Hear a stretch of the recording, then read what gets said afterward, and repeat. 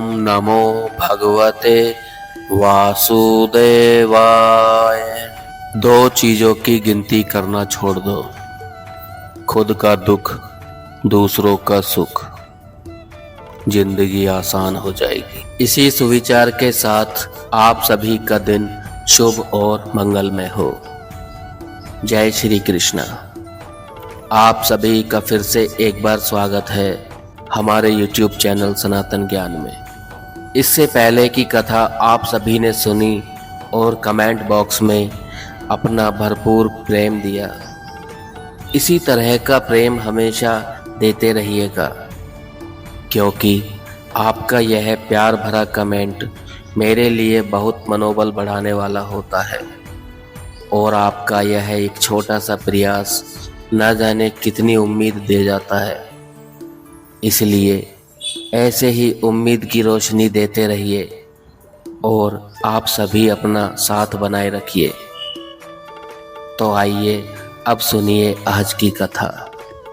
पिछले अध्याय में हमने श्रवण किया भक्ति का दुख दूर करने के लिए नारद जी का उद्योग। तो आइए आज हम श्रवण करते हैं भक्ति के कष्ट की निवृत्ति। नारद जी कहते हैं, अब मैं भक्ति, ज्ञान और वैराग्य स्थापित करने के लिए प्रयत्न पूर्वक श्री सुखदेव जी के कहे हुए भागवत शास्त्र की कथा द्वारा उज्ज्वल ज्ञान यज्ञ करूँगा। यह यज्ञ मुझे कहाँ करना चाहिए? आप इसके लिए कोई स्थान बता दीजिए। आप लोग वेद के पारागामी हैं, इसलिए मुझे इस सुख शास्त्र की महिमा सुनाइए। यह भी बताइए कि श्रीमद् भागवत की कथा कितने दिनों में सुनानी चाहिए और उसके सुनने की विधि क्या है? सनकादि ऋषि बोले, नारद जी आप बड़े विनीत और विवेकी हैं, सुनिए हम आपको ये सब बातें बताते हैं। हरिद्वार के पास आनंद नाम का एक घाट है। वहाँ अनेकों ऋषि रहते हैं तथा देवता और सिद्ध लोग भी उसका सेवन करते हैं। भांति भांति के वृक्ष और लताओं के कारण वह बड़ा सघन है और वहाँ बड़ी कोमल नवीन बालू बिछी हुई है। वह घाट बड़ा ही सुरम्य और एकांत प्रदेश में है। वहाँ हर समय सुनहले कमलों की सुगंध आया करती है। उसके आसपास रहने वाले सिंह, हाथी आदि परस्पर विरोधी जीवों के चित्तों में भी बैर भाव नहीं है। वहाँ आप बिना किसी विशेष प्रयत्न के ही ज्ञान यज्ञ आरंभ कर दीजिए। उस स्थान पर कथा में अपूर्व रस का उदय होगा। भक्ति भी अपनी आँखों के ही सामने निर्बल और जरा जीर्ण अवस्था में पड़े हुए ज्ञान और वैराग्य को साथ लेकर वहां आ जाएगी। क्योंकि जहां भी श्रीमद् भागवत की कथा होती है वहाँ ये भक्ति आदि अपने आप पहुँच जाती है। वहाँ कानों में कथा के शब्द पढ़ने से ये तीनों तरुण हो जाएंगे। सूत जी कहते हैं, इस प्रकार कहकर नारद जी के साथ सनकादि भी श्रीमद् भागवत कथामृत का पान करने के लिए वहाँ से तुरंत गंगा तट पर चले आए। जिस समय वे गंगा तट पर पहुँचे, भूलोक, देवलोक और ब्रह्मलोक सभी जगह इस कथा का हल्ला हो गया। जो भगवत कथा के रसिक विष्णु भक्त थे।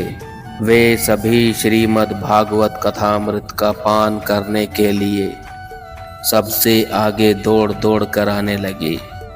भृगु, वशिष्ठ, च्यवन, गौतम, मेधातिथि, देवल, देवरात, परशुराम, विश्वामित्र, शाकल, मार्कंडेय, दत्तात्रेय, पिप्पलाद, योगेश्वर, व्यास और पाराशर, छायाशुक, जाजली और जहनु आदि सभी प्रधान मुनिगण अपने अपने पुत्र, शिष्य और स्त्रियों समेत बड़े प्रेम से वहां आए। इनके सिवा वेद, वेदांत, मंत्र, तंत्र, 17 पुराण और 6 शास्त्र भी मूर्तिमान होकर वहां उपस्थित हुए।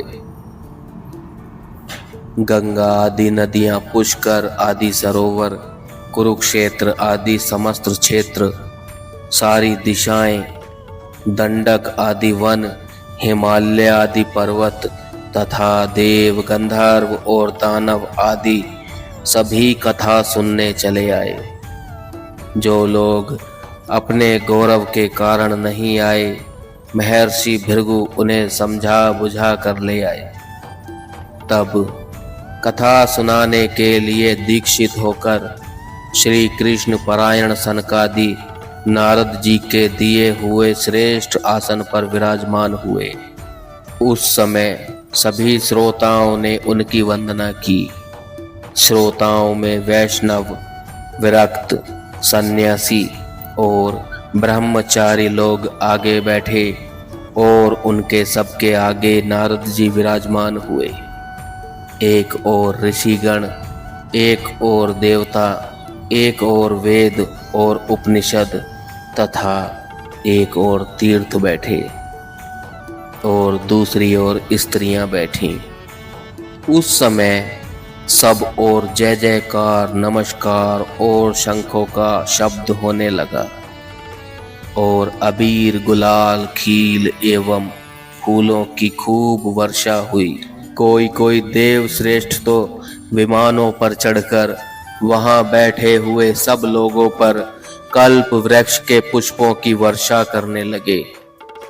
सूत जी कहते हैं, इस प्रकार पूजा समाप्त होने पर जब सब लोग एकाग्रचित हो गए, तब सनकादि ऋषि महात्मा नारद को श्रीमद् भागवत का महात्म्य स्पष्ट करके सुनाने लगे।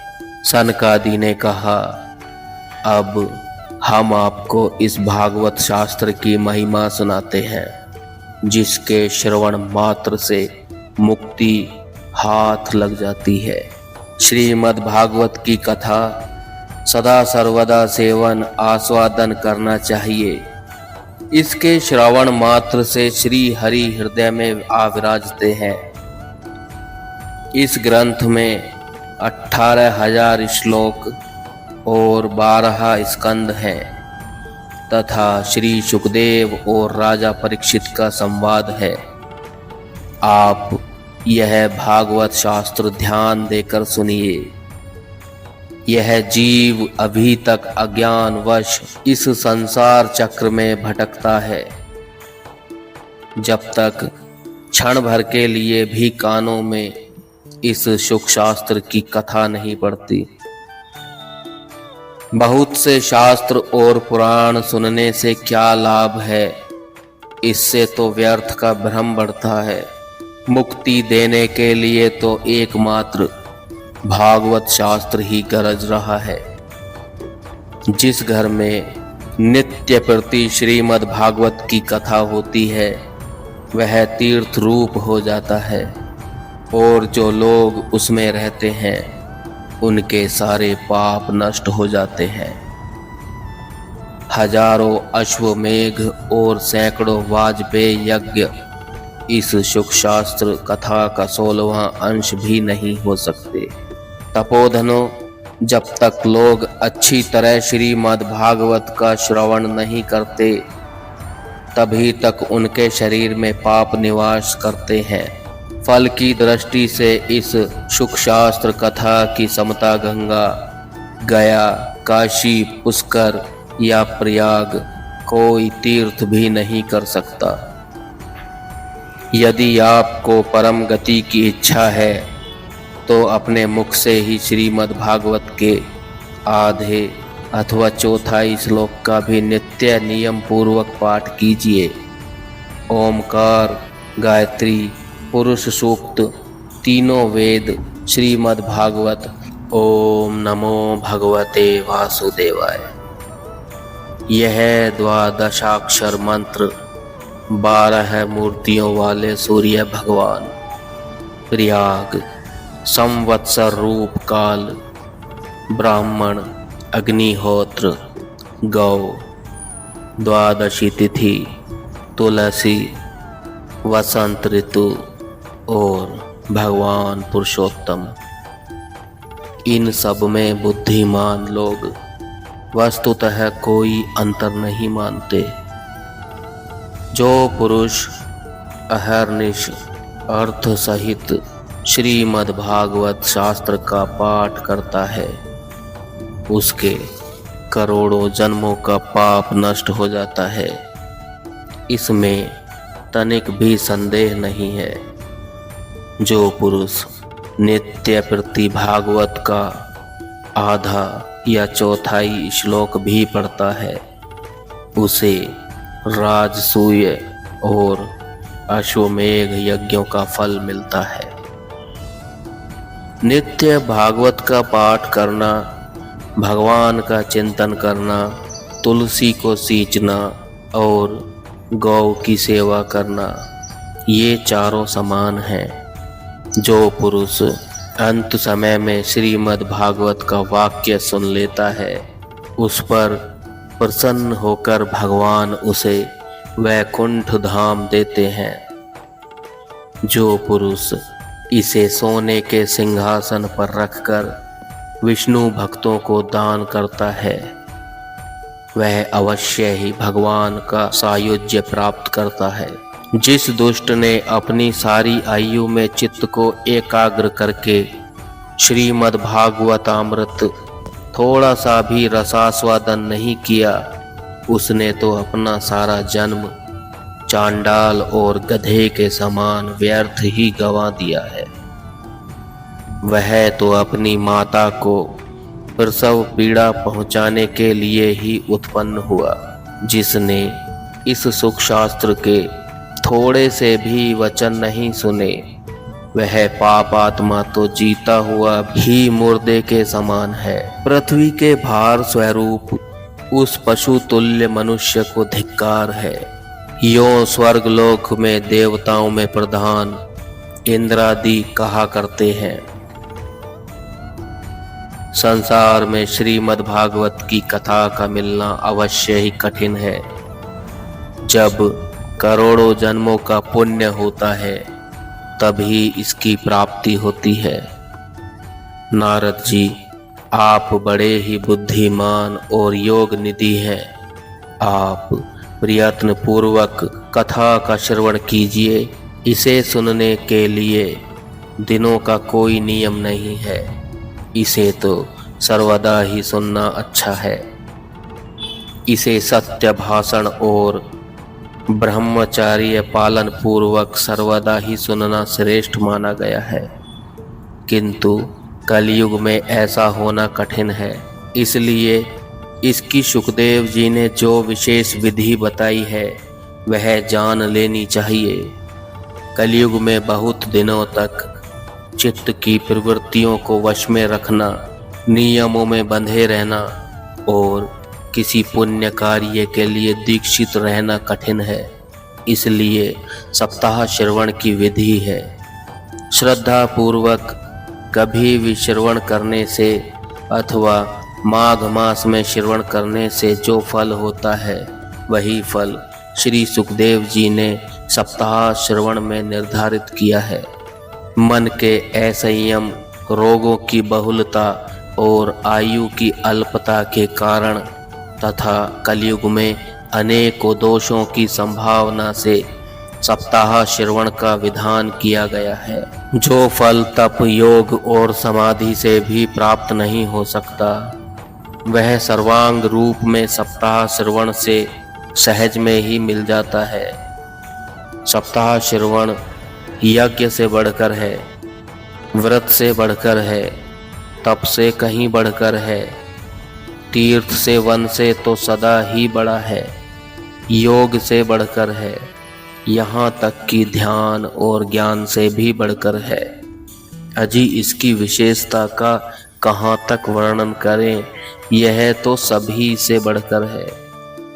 शौनक जी ने पूछा, सूत जी, यह तो आपने बड़े आश्चर्य की बात कही।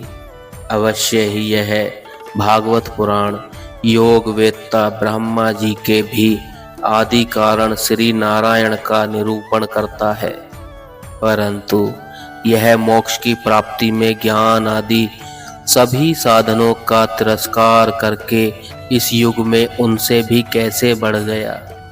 सूत जी ने कहा, शौनक जी, जब भगवान श्री कृष्ण इस धराधाम को छोड़कर अपने नित्य धाम को जाने लगे, तब उनके मुखारविंद से 11 स्कंद का ज्ञानोपदेश सुनकर भी उद्धव जी ने पूछा, गोविंद, अब आप तो अपने भक्तों का कार्य करके परम धाम को पधारना चाहते हैं, किंतु मेरे मन में एक बड़ी चिंता है, उसे सुनकर आप मुझे शांत कीजिए।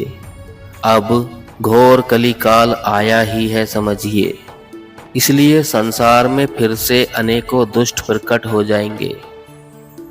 उनके संसर्ग से जब अनेकों सत्पुरुष भी उग्र प्रकृति के हो जाएंगे, तब उनके भार से दबकर यह गोरूपिणी पृथ्वी किसकी शरण में जाएगी।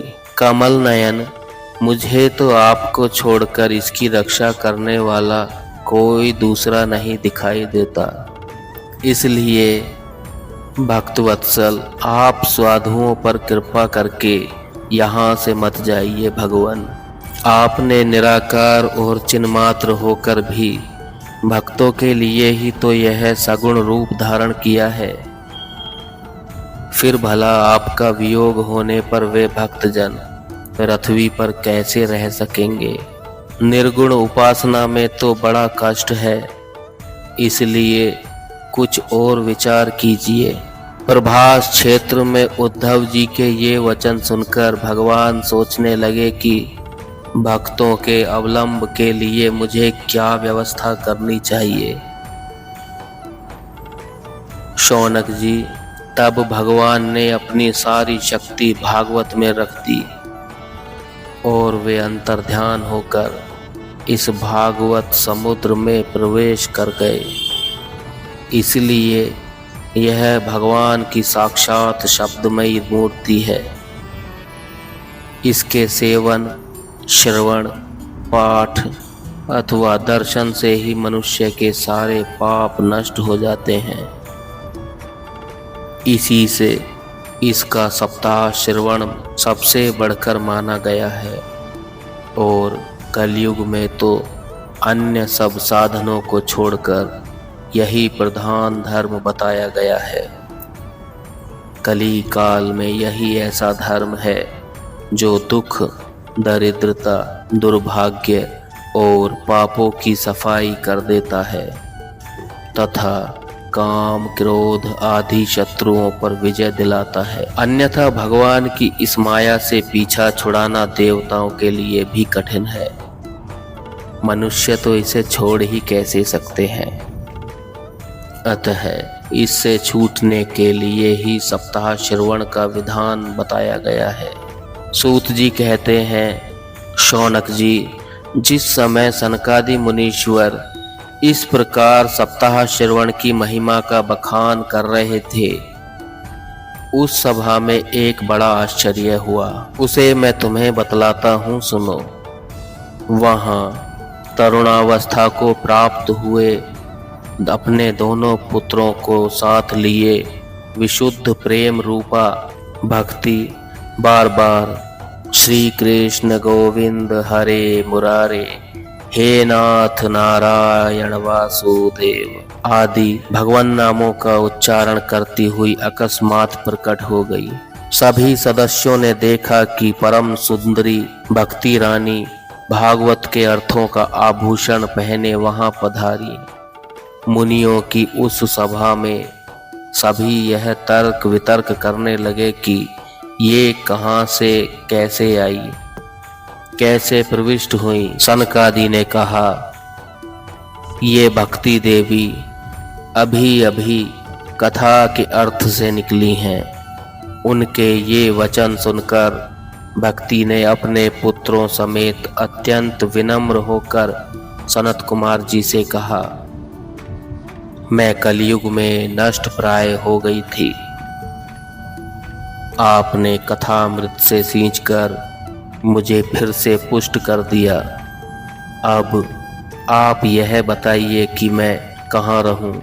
यह सुनकर सनकादि ने उससे कहा, तुम भक्तों को भगवान का स्वरूप प्रदान करने वाली, अनन्य प्रेम का संपादन करने वाली और संसार रोग को निर्मूल करने वाली हो। अतः तुम धैर्य धारण करके नित्य निरंतर विष्णु भक्तों के हृदय में ही निवास करो। ये कलयुग के दोष भले ही सारे संसार पर अपना प्रभाव डालें, किंतु वहां तुम पर इनकी दृष्टि भी नहीं पड़ सकेगी। इस प्रकार उनकी आज्ञा पाते ही भक्ति तुरंत भगवत भक्तों के हृदयों में जा विराजी, जिनके हृदय में एकमात्र श्री हरि की भक्ति निवास करती है। वे त्रिलोकी में अत्यंत निर्धन होने पर भी परम धन्य हैं, क्योंकि इस भक्ति की डोरी से बंधकर तो साक्षात भगवान भी अपना परम धाम छोड़कर उनके हृदय में आकर बस जाते हैं। भूलोक में यह भागवत साक्षात परब्रह्म विग्रह है। हम इसकी महिमा कहाँ तक वर्णन करें। इसका आश्रय लेकर इसे सुनाने से तो सुनने और सुनाने वाले दोनों को ही भगवान श्री कृष्ण की समता प्राप्त हो जाती है। अतः इसे छोड़कर अन्य धर्मों से क्या प्रयोजन है। अध्याय समाप्त। आगे की कथा का श्रवण हम अगले अध्याय में करेंगे। तब तक के लिए जय श्री कृष्णा।